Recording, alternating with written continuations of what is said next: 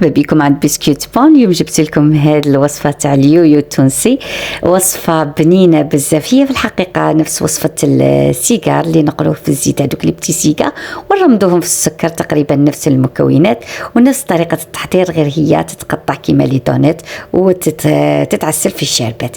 اولا غادي نحضروا شربات. هنا ديت كاس بمعيار 150 ملي، درت 2 كيسان سكر، عليهم كاس ماء، عصرة تاع ليمون، وخليته فوق النار حتى يبدا يغلي. نحسبوا له طبعا 10 دقائق، من بعد نزيدوا ربع كاس تاع ما زهر ونطفوا عليه. يعني هنايا السيرو ولا الشربات اللي نحضروه ما يكونش ثقيل بزاف، عاقد بزاف، وما يكونش خفيف. خليت السيرو يبرد ورحت نحضر العجين هنا ديت 2 حبات بيض كانوا بدرجه حراره المطبخ، بنفس الكاس ديت نصف كاس سكر وملعقه تاع سكر ايضا زايده. حكيت فيها 2 تاع مبشور ليمون، ولا تدو حبه ولا اللي عندكم.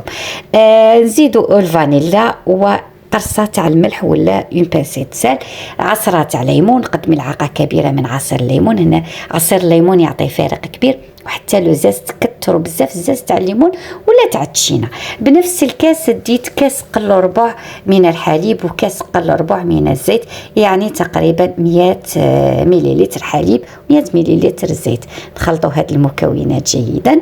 فيما بعد غادي نزيد على راس المغرف بيكربونات دو صوديوم، نخلطوا مليح. لا بيكربونات هنا تعطي هشاشه للعجين تاعي. وفيما بعد اللي خلطت مليح، ما تكثروش لا بيكربونات خاطش عندنا الخميره الكيميائيه. نخلطوا مليح، من بعد نزيدوا الفرينه تدريجيا. هنا ديت الفرينه وزدت عليها 8 غرام من الخميره الكيميائيه. الا درتوا 3 حبات بيض وزدتوا شويه في المقادير الاخرى، دو كيس كامل. هنا ديت غير 2 حبات بيض، تما نقص شويه من الخميره الكيميائيه. هنا الفرينه من نعجنوش الفرينه، نلمو فقط العجين وما نقصحوهاش.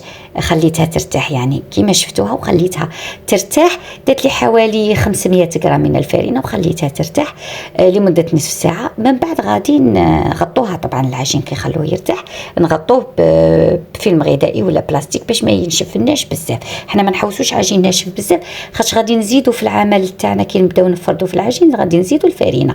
هنا فردت العجين، كثروا الفرينه مليح باش ما يلصق لكمش العجين في لو بلان دو طرافاي. ونفردوا العجين بهذاك السمك تقريبا نصف سنتيمتر، ونقطعوه. هنا القطاعات اللي عندكم قطعوا بهم كاس، هاد لي زامبورت بياس، اي قطعه قطعوا بها، لان راح نقطعوا دوائر يكون نوعا ما شويه صغيره.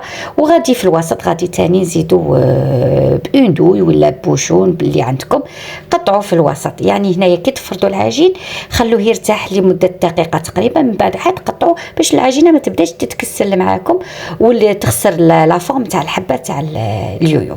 هنايا بعد اللي كملتهم كامل، سخنت الزيت في مقلاة كي سخن لنا مليح، نقلوه على نار ماشي متوسطه، شويه قليله على المتوسطه. نحطوا الحبات ونقلبوهم من بعد مباشره، وفيما بعد نعاودوا نقلبوا وهكذا حتى يطيبوا لنا الحبات.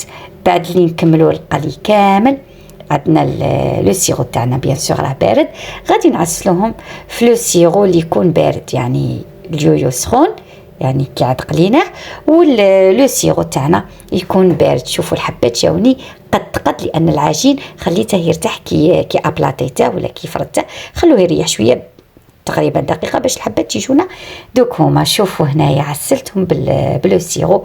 وهذه هي وصفه اليويو كما قلت لكم، كما السيجار تاعنا اللي نرمدوه في السكر، غير هذا يتعسل. وكثروا لي زيت ولي بارفان تاع التشينا تاع تقدروا ديروا اي عطر اخر. وهذا هو الشكل تاعه، جا من اروع ما يكون هذا اليويو، وبنين بزاف وهشيش. شوفوا من الداخل كيفاش يجي يعني، وخلوه يبرد باش تاكلوه، ما تاكلوش هو سخون طبعا. وهذه هي وصفه اليوم، ان شاء الله تكون نالت اعجابكم. لا عجبتكم الوصفه ما تنساونيش طبعا باللايك والبارطاج لكي تعم الفائده. جربوه هذا اليويو بنين بالبزاف. ولي اول مره يشوف القناه تاع هاي بسكوت، ان شاء الله تشتركوا في القناه وفعلوا الجرس باش يوصلكم جديد وصفاتي. نتمنى تعجبكم الوصفه، ونقول لكم الى اللقاء في وصفه اخرى من وصفات ماي بسكوت ان شاء الله.